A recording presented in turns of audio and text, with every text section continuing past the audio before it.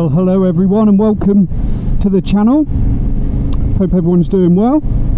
This is my first video. I've probably taken this video 2 or 3 times because the mic's been wrong each time, but hopefully this time you can hear me a lot clearer, but we'll see.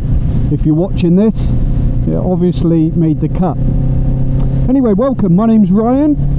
I'm a new rider, probably been riding about 1 year now. I passed in May of 2024, and I really just wanted to create this channel firstly to document my progress for myself to look back on and see how I've improved in my abilities and mainly confidence while riding, and secondly to try and help anyone that is in a similar position to what I was in this time last year, which was looking to pass my full bike license from nothing. So I hadn't done my CBT, hadn't had any really experience riding, not much. So just to really run through my tips and my advice, but obviously, do your own thing, do your research, but if I can help, then great. So firstly, what I did in February of last year was go on Amazon and I bought the DVSA online, the DVSA theory book for your motorbike theory test that has every single question possible and all the research needed. I purchased that, and what I did was I purchased it about a month before taking my theory, and I dedicated about an hour each day, near enough. I only missed a few days, but I dedicated an hour to each time while finishing work. I could go through each section and get clued up on what the potential questions and would be. So I bought that. It was £15 roughly on Amazon.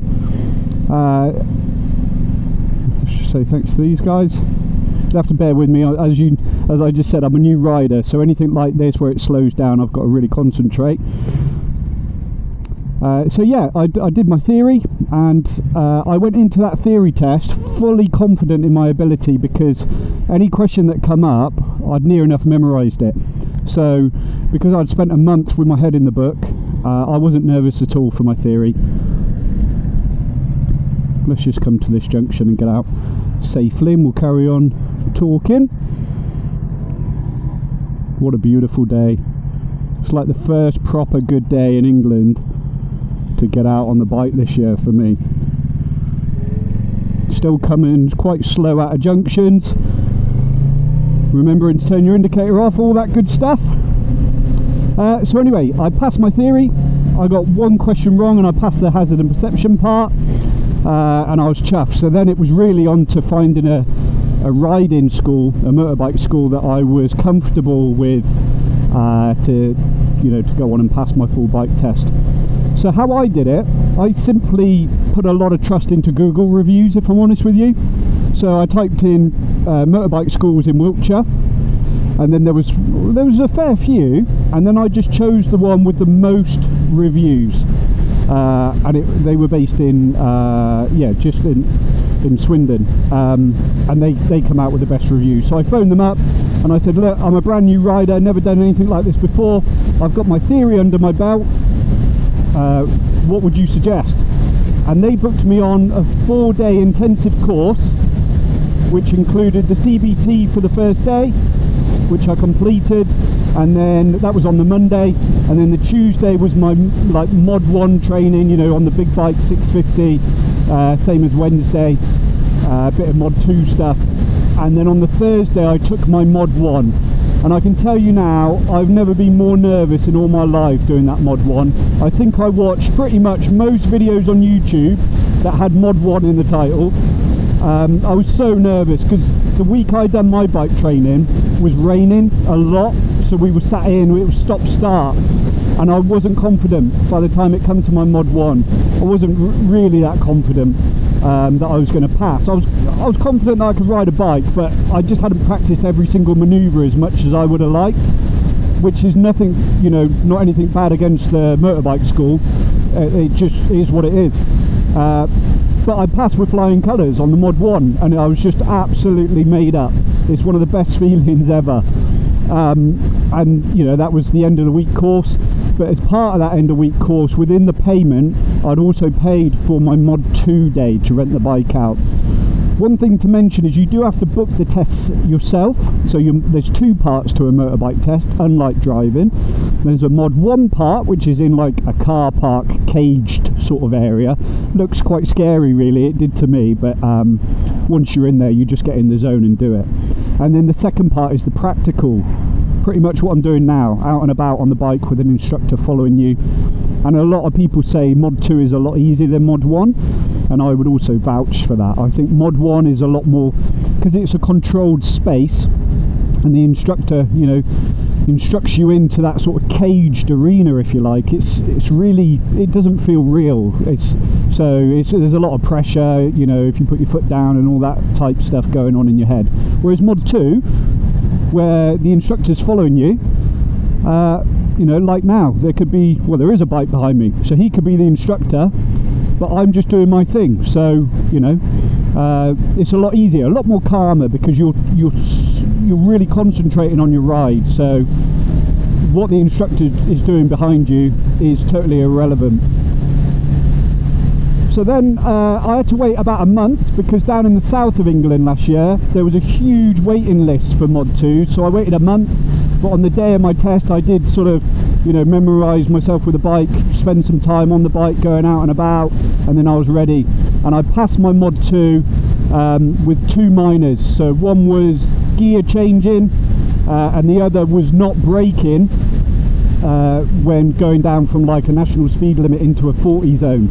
I would let the engine braking system take effect instead of pressing the brakes. So yeah, he pulled me up on that, but ultimately it gave me my license, which is what enabled me to get my big boy bike. So it made no odds, you know, what them minors were to me really. I'd got the result, which is passing my bike test.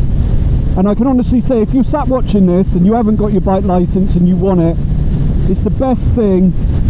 Well, I can only speak for me. It was the best thing I ever did. What an unbelievable experience. And to be out on a bike now and have that freedom feeling of riding is just incredible. You will not regret it. If you have the time to do it and the finances, 100% do it. There we go, look. You can obviously tell people that are a lot more experienced than me. What you'll also find in this channel is, as I said, as I'm a beginner rider, I haven't got the confidence yet. I know I can ride a bike, and this is more, I'm more than happy to be staying here right now. You know, I've not got used to overtaking cars. It's not something that appeals to me, to be honest, unless I'm in stationary traffic. I'm still getting used to like the line that you need to take and all that, so bear with me if you're watching this. But there we go, that's what it's about, not into other bikers, eh? Yeah, just filming and documenting my process. So I want to gain loads more confidence. When I first passed my test, I would not go on this road. This road I'm on now is a long, straight, national speed limit road with a lot of hills, so you can't see over. A lot of people overtake, a lot of people give it some down this road, so it is quite a dangerous road. So I wouldn't go down it for ages, probably 6 months I reckon. And now I've stepped up to that, you know, stepped up to it, which I'm chuffed about. But my main goal of 2025 now on the bike is to get down to the coast. So I live in Swindon, and well, near Swindon, and my dream is to get down to like Bournemouth, have the confidence to go, whether it's on my own or with friends, whatever, is get down to Bournemouth on the bike, sit on the beach, you know, have a like fish and chips, whatever, have something to eat, have a drink, and then ride home. And that will be a massive accomplishment. I'm sure there's many people watching this that love, you know, biking and all that, and you've probably done that, and you've probably gone to Europe, and I aspire to be like you. So I thought it'd be fun for people to watch my channel and just see what it's like when you pass your test, because I had in my head that I'd pass my test and I'd be in France on the bike in the next week, and it's just, for me, it wasn't like that. For me, I understand there's still a lot more to learn, and I'm constantly aware of like cars around me. Like, my dad's a biker and he gave me a bit of advice, which was just imagine that all the cars are out to get you off your bike, you know. So my head, when I'm doing slow maneuvers or in built up areas, is constantly on a pivot, like an owl. I'm constantly thinking a car is trying to knock me off this bike. And that's why when I go home from this bike ride, I normally have like half an hour's sleep, because I'm absolutely drained, you know. So you're such on high alert. But my thing is, you know, as long as I can control it, no one's going to knock me off my bike on my watch. So I'm going to ride my own ride. You're like matey boy up there doing his thing, good on him, that's what he loves. He's earned the right to do it, he's got the confidence to do it, he's doing it safely, good on you. I'm building that. And you know, this for me, I mean, just look at where I am. This is the beautiful part about riding for me, being out on the countryside, and just being at one with your bike, as they say. This feeling, unless you've sat on a bike and been riding, it's kind of hard to describe really. But yeah, I hope you enjoy watching along my journey in this channel. It's new to me, so be exciting to see how it goes. I've got no goals, or you know, it's just, like I said, just chatting. I'd do probably this anyway if I was out on my own with no camera, just chatting, waffling. So yeah, I'm excited. Feel free to leave any comments if you're in a similar position to me, where you've just passed. It's been a year since I've had my license, like I said. Any sort of tips or hints that you found easy, or you know, especially around confidence as well, doing long journeys, dual carriageways, just let me know. And also let me know like what bikes you guys went for. Like I said, I'll show you more of this bike as we go through the channel, but this is the Kawasaki Ninja 650 KRT edition. Absolutely love this bike, especially like, I mean, as I'm a beginner, just incredible. I feel really safe. It's really smooth, it's really comfortable. So yeah, it was between this and the Honda CBR 650, and there was one, I might have it wrong, but there was one that had the exhaust underneath the seat, and it was a 650, I believe, and I really wanted that. It was between that and this, and the only thing that like decided it for me, like, might not mean anything to anyone else, but for me it would just come down to colour. The Kawasaki Ninja is one of those that stands out, and especially in these sorts of years when I'm starting out riding, I want people to see me. And then when I sat on the Ninja, wow, just, yeah, they say like you know when you found your bike, because you constantly look back at it when you walk away. I struggled to walk away from it, so I knew straight away, as soon as I saw it, boom, I want the Kawasaki Ninja 650. So anyway, I'll stop waffling. Thank you so much for watching my first video. Feel free to comment, like I said, any hints and tips. I'm sure you've all seen me go from lane to lane on this ride, and again, still something I'm getting used to.